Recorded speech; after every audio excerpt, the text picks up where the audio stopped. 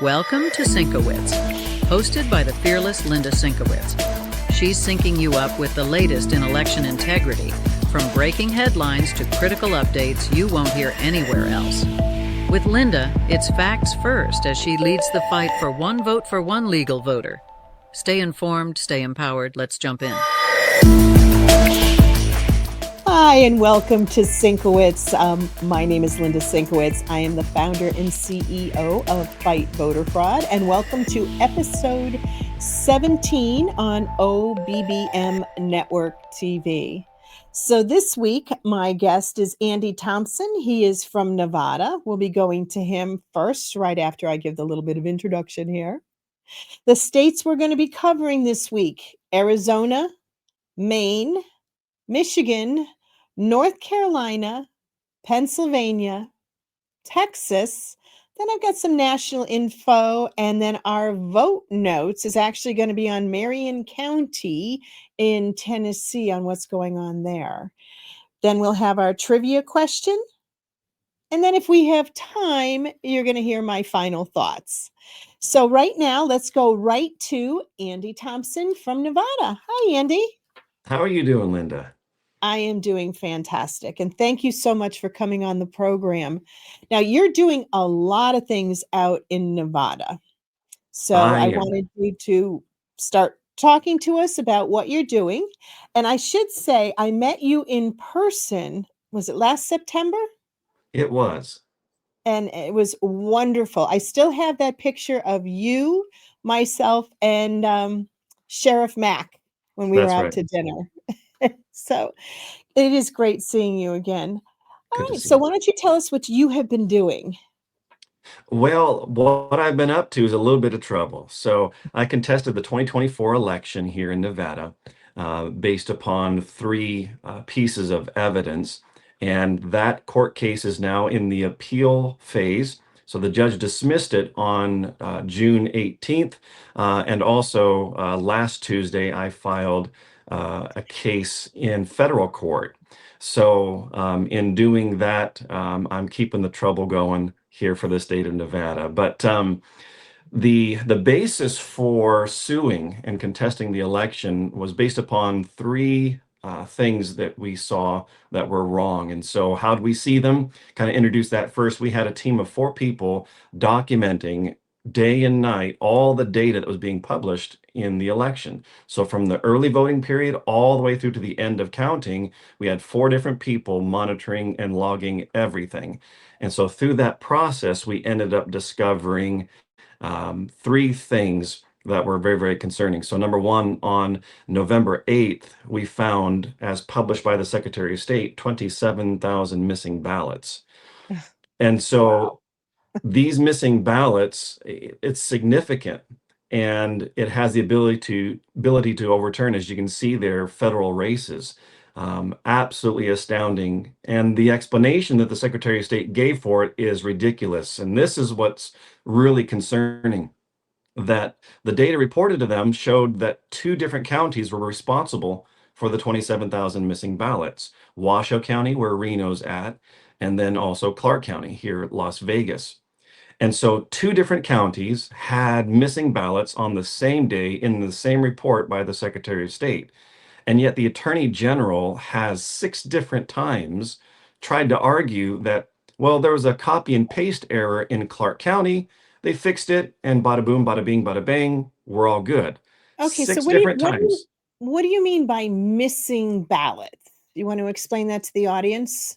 Yeah, so from the November 7th report to the November 8th report of the total ballots received, the total went down. So on November 27th to November 8th, it went down by almost 27,000 ballots between 2 counties. And so where'd the ballots go? How do you have a decrement in an election that's supposed to be continually additive? So they said there was a copy and paste error.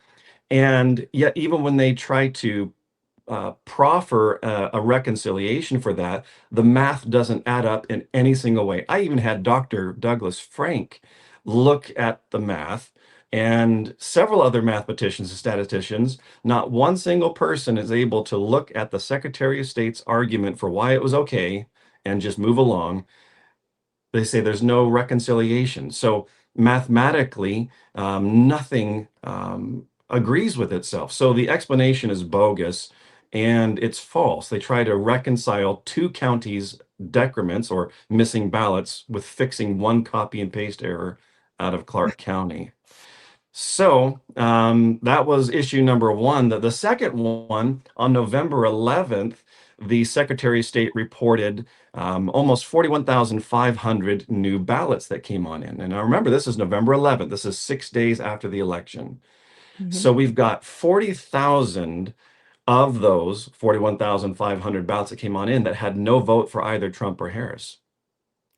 So that is crazy. That is not something that can happen, right? Oh, that's right.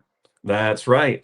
And I have two persons that were in the facility, the counting facility, who have testified to me and written their affidavits that all these ballots had no postmarks on them because the Nevada Supreme Court before the election ruled that a ballot with no postmark is a ballot that has a postmark. That's what our Supreme Court said. If it has no postmark, it has a postmark. It's deemed to have a postmark. And so these ballots coming in after the election were without a postmark, but still accepted. So we had this 40,000 batch of undervoted ballots. Now, through the course of the case, the Attorney General has argued that these 40,000 are really 3,000. Well, number one, I argued specifically these were Trump-Harris undervotes. And they say, well, the plaintiff, Andy Thompson, should be looking at the secretary's data on the website right now, and he could easily understand that it's really 3,000 undervotes. But they did an apple and oranges switch there. I said Trump-Harris undervotes, and they're saying total undervotes are 3,000. So examining the cast vote record, the actual cast vote record, today, there are 20,000 ballots on the cast vote record that have no vote for either Trump or Harris. So those specific undervotes that I referred to, that we saw on November 11th of 2024, the 40,000, it's now 20,000. But here's the biggest mystery to me. How does the Attorney General argue that from their numbers going from 40,000 down to 3,000, where did those 37,000 ballots go to get voted after November 11th? Where'd that go? That absolutely doesn't make sense. No, it doesn't. Did it go to the same place that the other ballots went? Those other 27,000? Sure, I think so.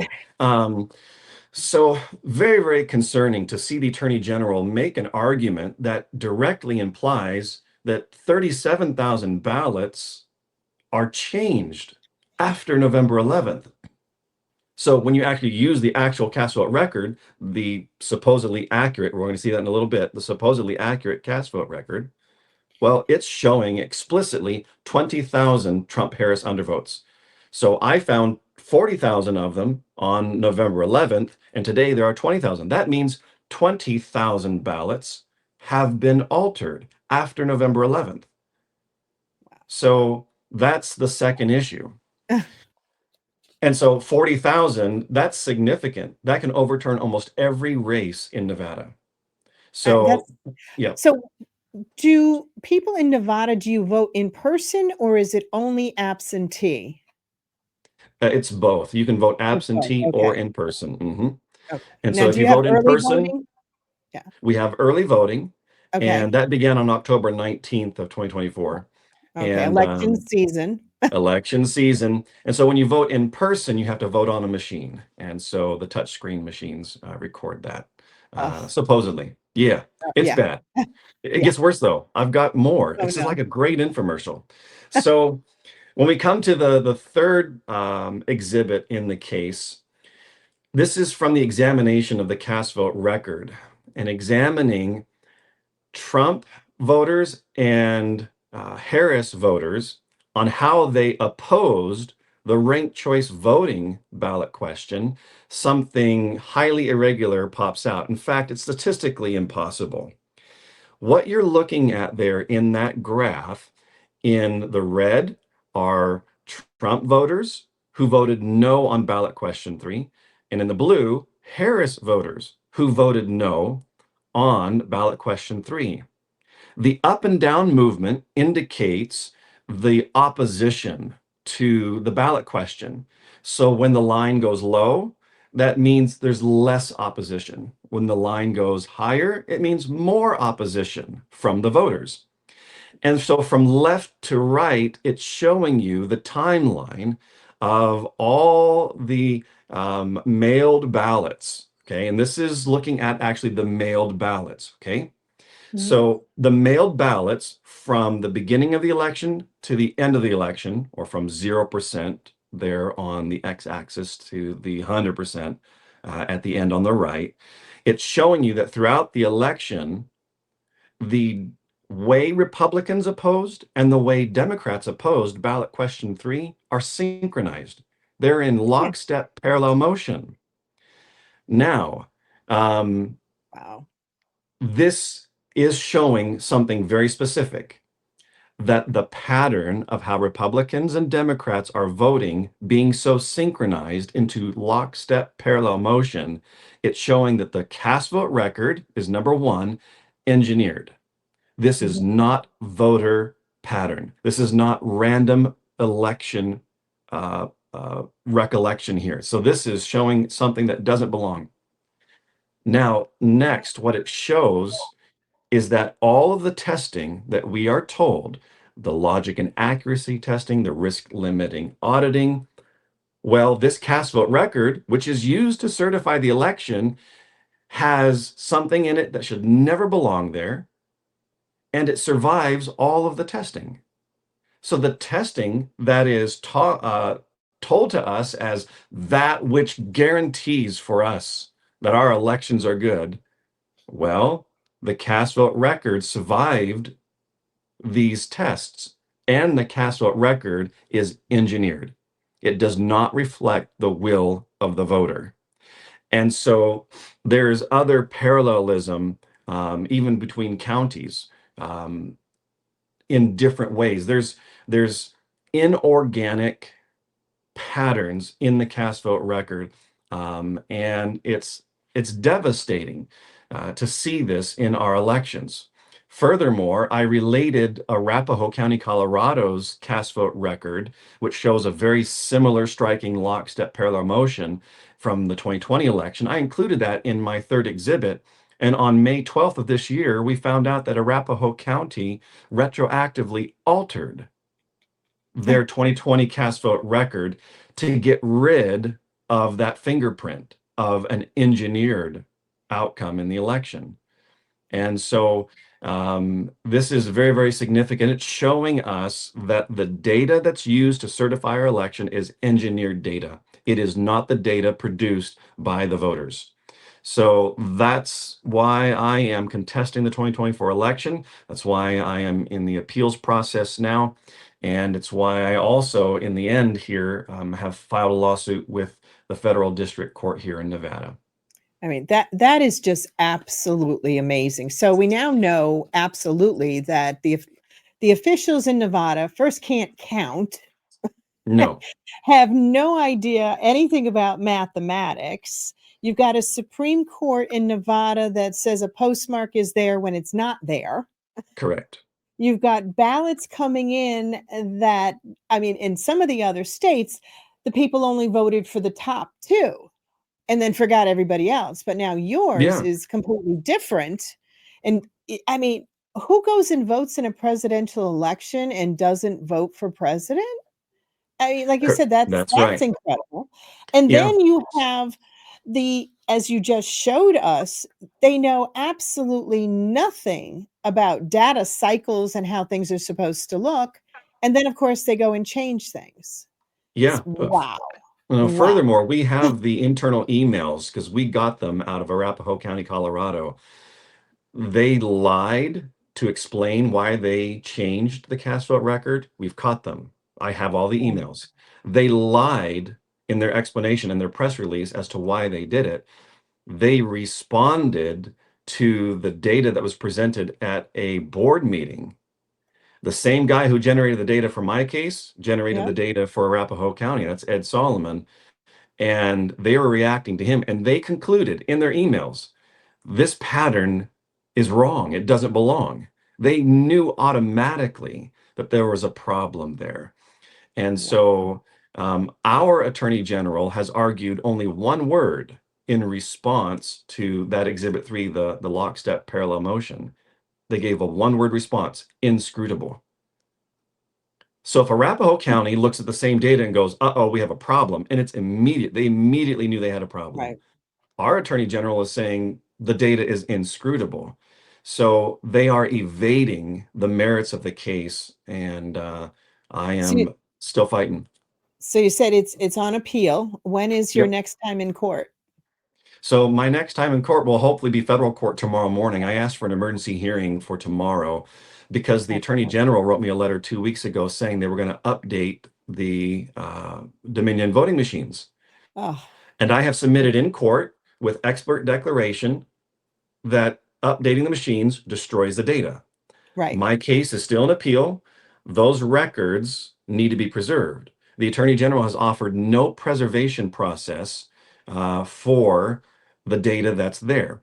And so they are planning on destroying the data tomorrow. So I have filed an emergency motion, injunction, and TRO with the federal district court here in Nevada. Well, we will definitely be praying for you on that one. Again, Thank you. that's Yeah. reminiscent of, Tina Peters trying to protect it before they went and got rid of all, all of Yep. their information in Colorado. And look what happened to her.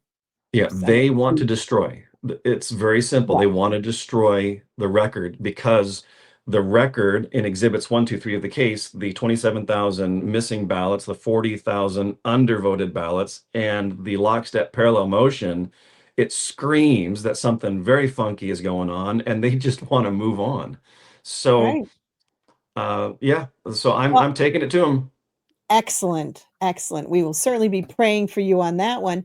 And there was one other thing you wanted to talk about your grassroots volunteers? You bet.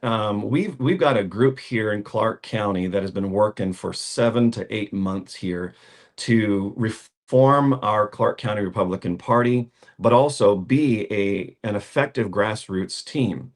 And so we won the election slate in the recent county party elections. We Yes. got all but one of our slate of candidates, and we got the chair position. We got the secretary position, the treasurer position, the political director position.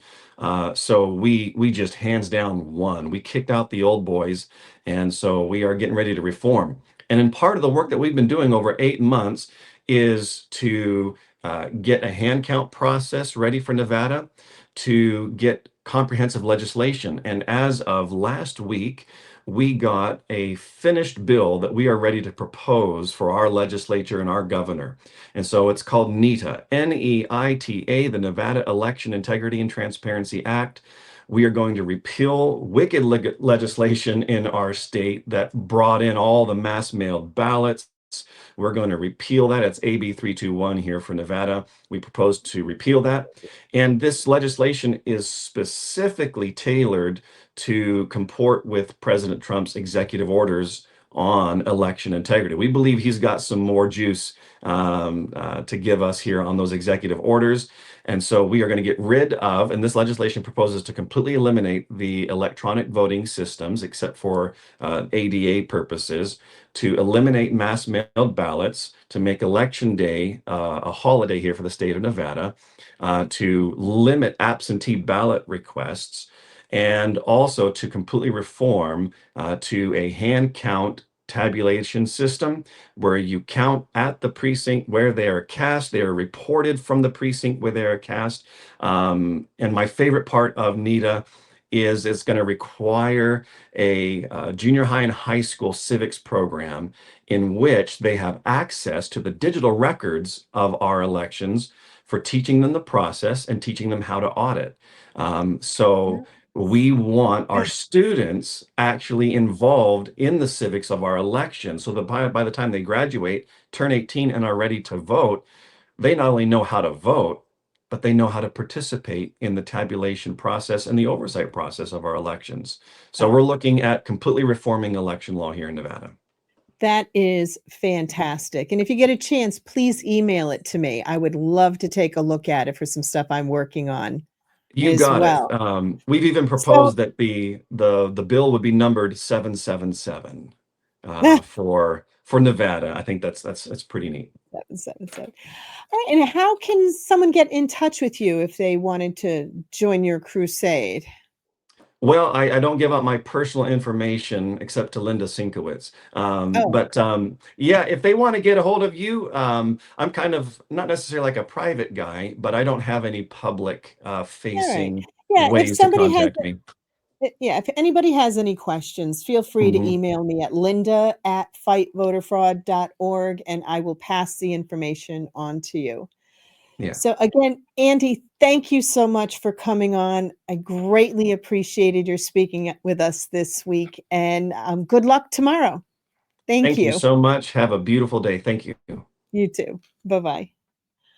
He is such a wonderful man. I mean, are working so hard in Nevada, where they have so many issues out there. So I'm really happy to hear that they have their bill moving forward and their lawsuit. This has been a long time coming because Nevada has been a bad boy.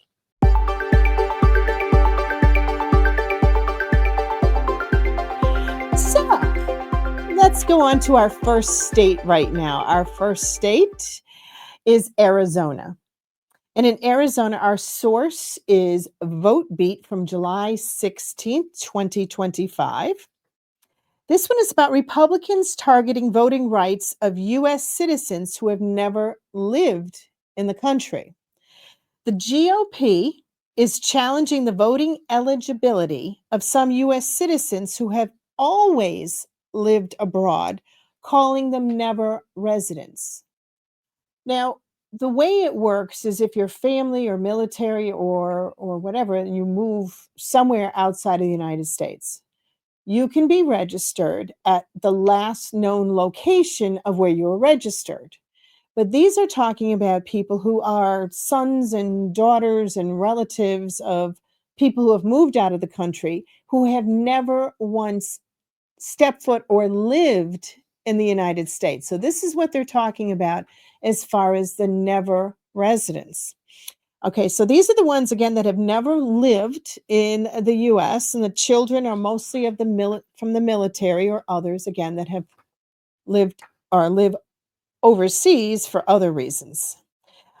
Arizona allows such expatriates to vote in federal, state, and local elections, which is kind of crazy as far as I'm concerned, because if you're out of the country, who's ever on your planning and zoning, are you really paying attention to that? But anyway, Governor Katie Hobbs actually vetoed the proposal in May. So it made it through the legislature. And of course, Katie Hobbs, Democrat, vetoed it. So the RNC is joining the GOP AZ suit, alleging the law conflicts with the state's constitution of residency requirements. Makes sense to me.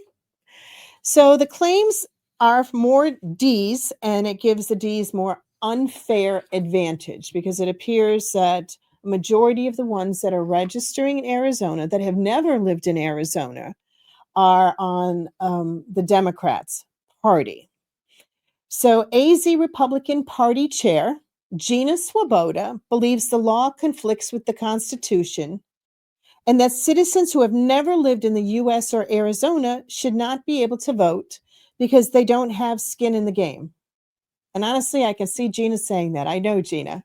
She is doing an incredible job in Arizona as the chair of the GOP.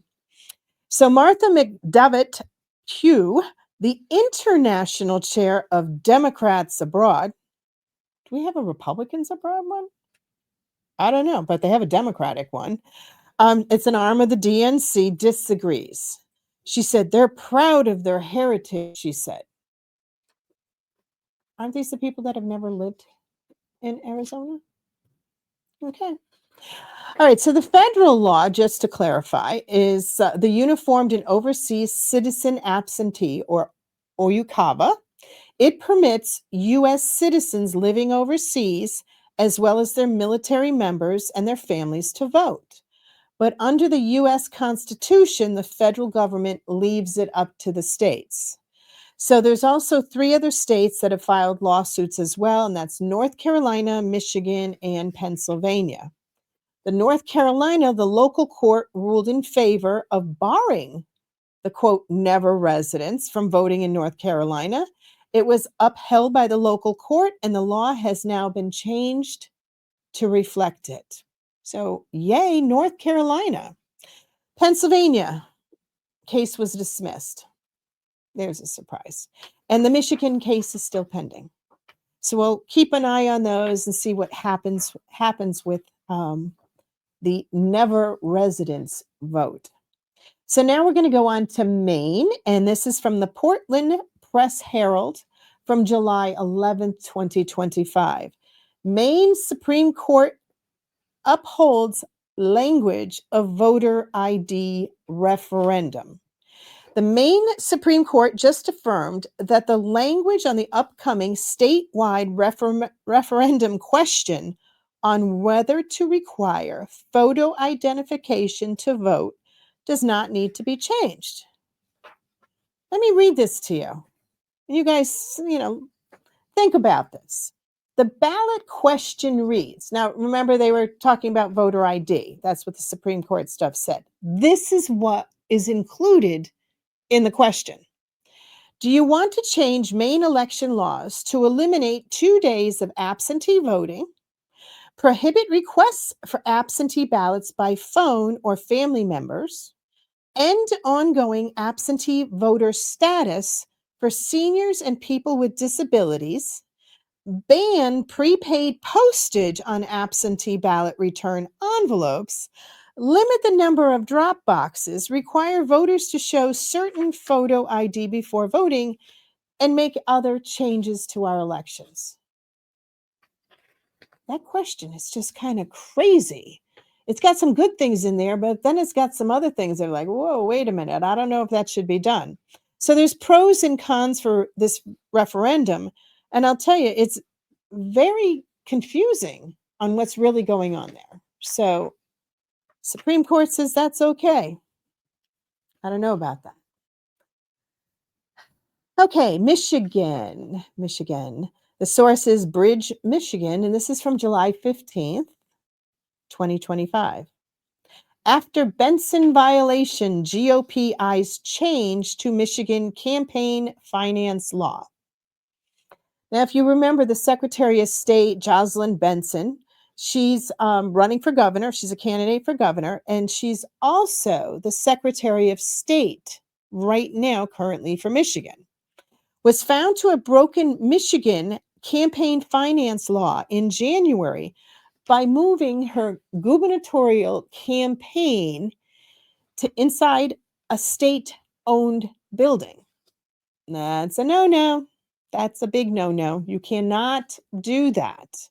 Well, the Attorney General of Michigan, Dana Nessel, a fellow Democrat, issued a warning but couldn't enforce additional penalties against the Secretary of State because of, quote, legislative oversight.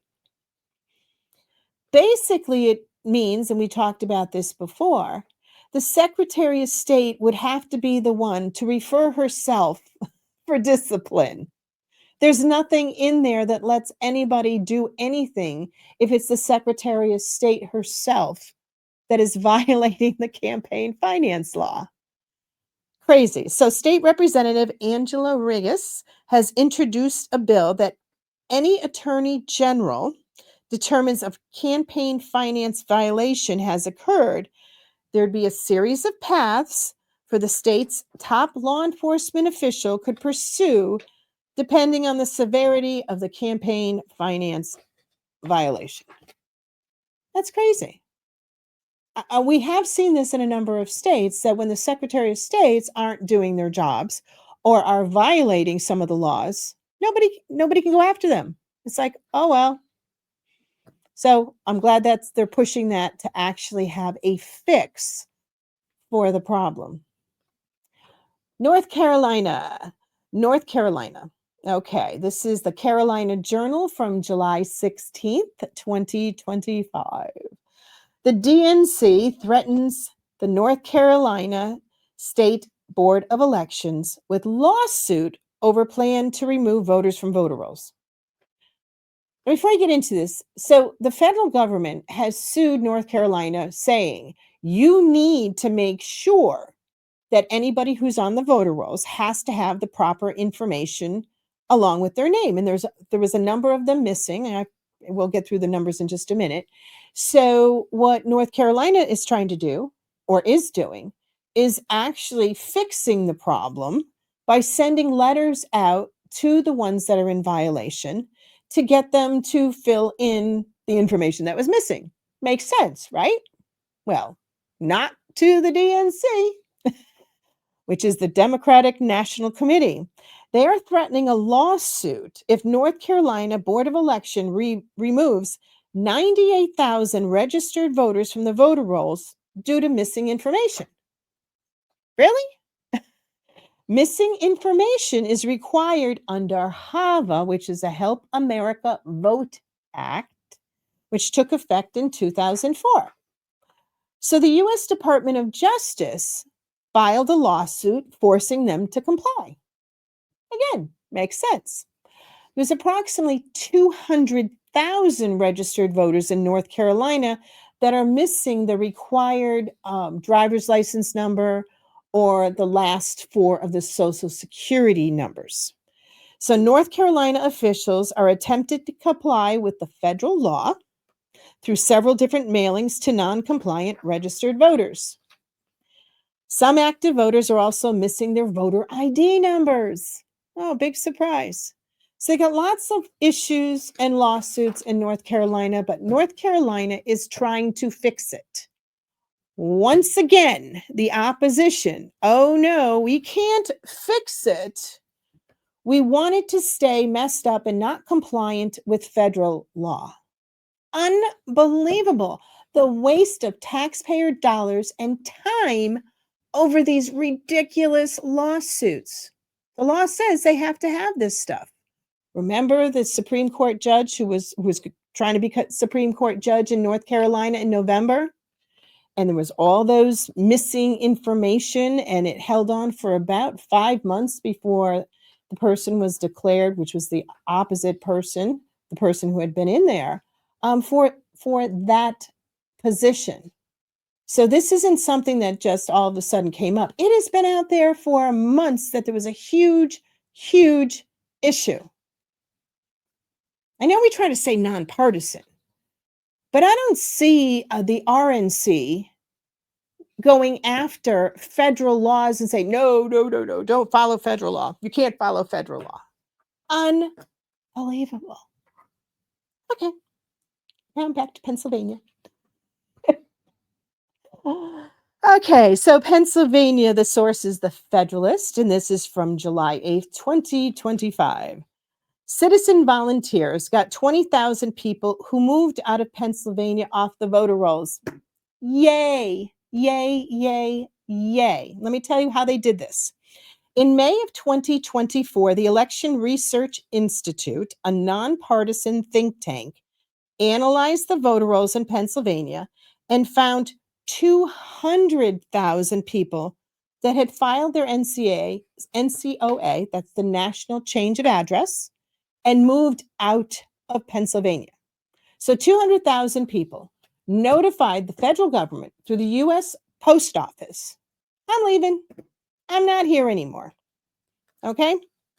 So using their template letter, hundreds of volunteers across the Commonwealth began mailing letters to the out-of-state movers. The response was remarkable. 20,000 people filed their letters with election officials to be removed from the voter rolls. The numbers in 2018 were 2,867. 2019, there was only 2,330. 2020, 3,449. 2021, 4,415. Notice a pattern, at least it's starting to go up. 2022, 5,496. 2023 went down a little bit. 4,953. And in 2020, even though the headline said 20,000, it was 28,274 people. Because in Pennsylvania, what you need to do when you need to be removed from the voter rolls is you send a letter in saying, I'm no longer there, signed by the voter, and they are supposed to remove you. Of course, when you moved to the other state and got registered, they were also supposed to notify Pennsylvania and make sure that you were removed. But that's, anyway. So the voters are asking to be removed in writing is the only way to remove names within 90 days of the election, according to Section D of 52 USC 20507. Basically, what that means is they were able to remove these people before the election, because you're not supposed to remove or make any changes to the voter rolls within 90 days. But here's the exemption. If you, the voter, say, I am no longer living in whatever state, they can remove you. And they can't say, oh, no, we can't because it's within the 90 days. You can be removed. So, yay for those people who were the volunteers in Pennsylvania. Excellent. Great job. Texas is our next state. Now, Texas, the little state of Texas. All right, this is from ABC 25 on July 15th and the Texas Tribune on July 15th, 2025. Texas Attorney General, that's Attorney General Paxton, launches investigation into 100+ potential non-citizens who voted in recent elections. In other words, illegals, non-U.S. citizens, forbidden by federal law to vote if you are not a U.S. citizen. And also in all the other states, but you know how some of them are fighting back. All right, so Attorney General Paxton is investigating over 200 ballots in the 2020 and 2022 election cycles that were cast by non-citizens. Do you ever notice that headlines, if they don't really want to tell you the number, they always have it a lower number? Just like we saw in Pennsylvania. Oh, 20,000. It was 28. It's close. They should have said close to 30. And here in Texas, it says 100+. And it was over 200. I don't know. I guess they can't do math, just like Nevada can't do math as far as the Secretary of State's and the Attorney General's office. They don't understand math. Okay, so that's 200 ballots by 100+ non-citizens. So that means some of them voted in multiple years. So the Attorney General says, if you're a non-citizen who illegally cast a ballot, you will face the full force of the law, end quote. A majority are in Harris County, but Guadalupe, Cameron, and Eastland counties using info from the Secretary of State's office. So that's where this info has come from. It has come from the Secretary of State's office in Texas. And yes, Secretaries of State, you can find out the illegals that are on the voter rolls. The federal government has the save. You can actually find them out and get them removed from your voter rolls. So in June of 2025, the Attorney General also opened investigations into 33 potential non-citizens after Texas Secretary of State made a referral based on information obtained through the U.S. Citizen and Immigration Services, the SAVE database. I think I just talked about that. Probably should have read what I wrote. Database showing that they voted in the 2024 November election. All right, so Texas failed this past session to pass a bill requiring documentary proof of citizenship from voters. We're hoping that might be something that is pushed forward during the special session in Texas that just started on Monday, July 21st. So Louisiana, New Hampshire, And Wyoming recently just passed their laws stating you have to be a U.S. citizen and you have to show proof. But again, we know in Wyoming, you've got the Democrats that are opposing it, and you've got the RNC and the feds saying yes and supporting Wyoming and their law.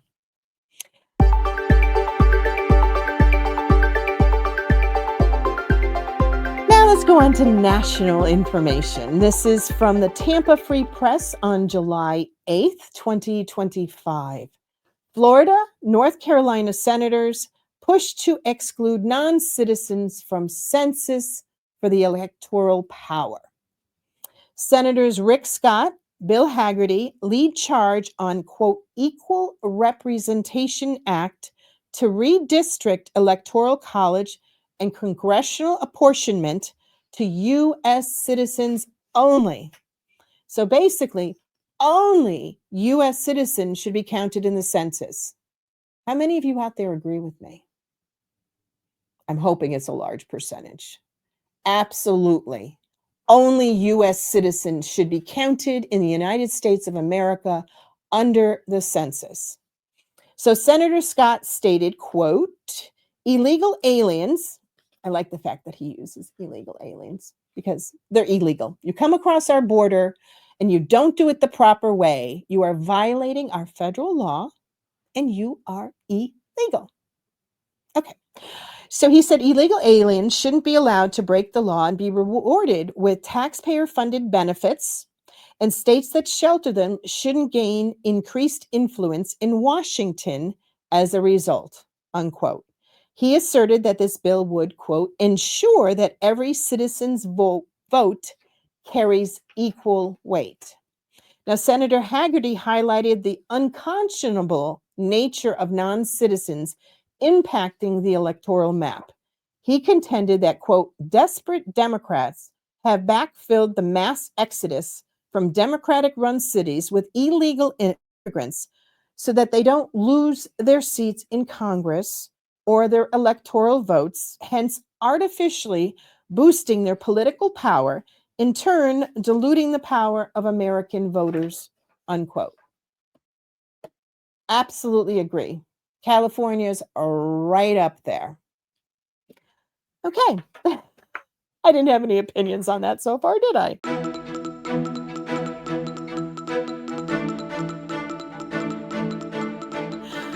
Now we're going to go on to vote notes. Now, I thought this was excellent. Marion County's David Riley obtains Administrator of Elections certification. This is in Tennessee. So apparently in Tennessee, the Secretary of State, Trey Hargart, administered by the Secretary of State's Division of Elections in Nashville, this exam is at least once annually. This rigorous written assessment comprises questions based on statutory requirements, covering topics that include voter registration and election day guidelines. Before taking the certification exam, election administrators must complete a training process covering 40 different topics related to election law. And Tennessee remains number one in election integrity for the fourth consecutive year, according to the Heritage Foundation. So what you're going to be able to do is, with this segment, go on to our vote notes on our website, fightvoterfraud.org, and it'll give you the rest of the information on this. I think this is fantastic, and it should be held up as something that needs to be done. I like the fact that there's written stuff in there, unlike Connecticut, where you take a 2-hour test, yes or no, multiple choice questions, only 50 of them. You only have to score a 70, and it's open book. So which test is better? Which is the one with a state that is number one in election integrity? And just compare it to Connecticut. Hopefully we'll get that changed soon. We're working on it. We're absolutely working on it here at Fight Voter Fraud. But those are my vote notes.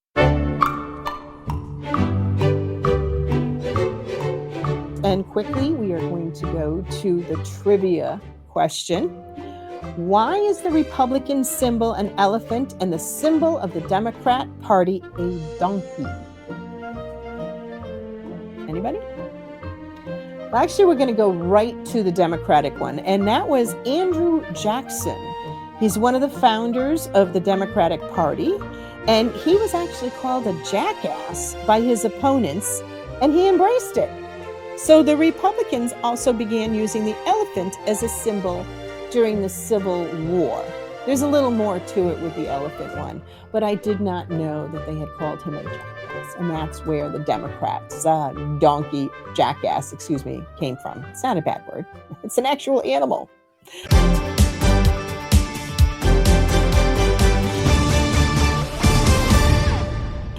All right, so my final thoughts are, as hard as I try to stay nonpartisan, there are times you'll hear me talk about things that make it seem like I'm really not. It has to do with a lot of articles that are extremely slanted one way, how they're written. You have to read between the lines on a lot of these. Look at the numbers, look who's writing it. And as you can see, I use articles from both left-leaning, right-leaning, in the middle. It's whatever I decide this week that we wanted to talk about. And there's always so much more. And even if it was stuff that was this week, next week's got even more stuff. So if anyone has any ideas on things going on in other states, please feel free to contact us. You can send your question through info@fightvoterfraud.org, and we'd love to hear your feedback. So my final thoughts on this.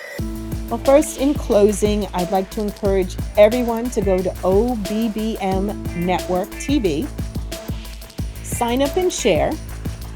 It's free. We want to be able to educate as many people as possible watching our program, where election integrity is what we're all about. So thank you again for watching and listening, and I'm Linda Szynkowicz, and I'll see you next week.